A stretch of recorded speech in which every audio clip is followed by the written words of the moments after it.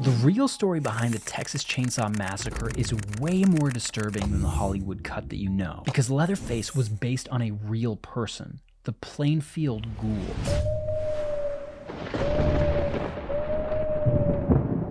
The year is 1954. Plainfield, Wisconsin. Population just over 600 people. One of those sleepy American towns where nothing ever really happened. Which is why it was big news when Mary Hogan, a local tavern owner, went missing without a trace. And she remained undiscovered for 3 whole years. Until 1957, when another woman, Bernice Worden, disappeared from the hardware store that she owned. But this time, her son, who was a deputy, who had been suspicious of Gein, led a search party onto Gein's property. And what they found has now become the foundation for all of Hollywood's horror movies and villains. Within minutes, authorities found the remains of what they believed to be Bernice Worden. A pot sat on the stove with one of these inside, indicating that Ed Gein had been eating his victims. Inside of a box in the kitchen, they found Bernice Worden's...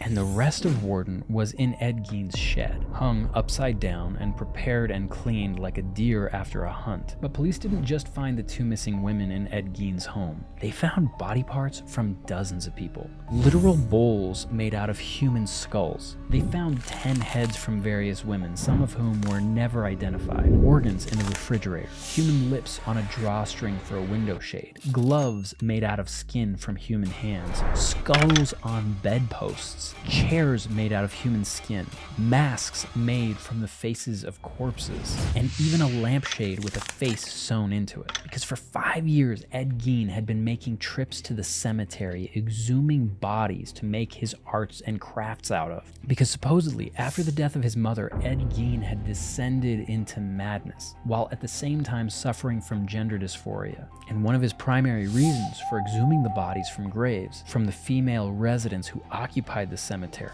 was that he was looking for women who resembled his mother that he could create human skin suits out of, that he could wear, taking on the female form that he wished was his own. And this created one of the most disturbing, gruesome crime scenes in all of recent recorded history. Law enforcement found a mammary vest, which is exactly what it sounds like, that Ed Gein had fashioned from a real human torso. He created a belt out of human nipples. And all of this, Ed Gein told authorities, came from a desire to create a woman's suit so that he could become his deceased mother and crawl into her skin.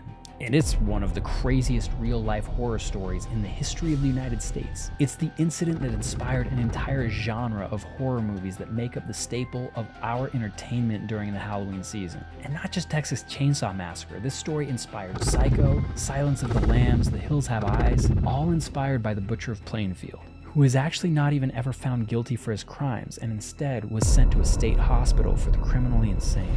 And legend says, if you don't share this video within 7 days, Ed Gein will appear to you through your mobile device, cut off your nipples, and add them to his belt.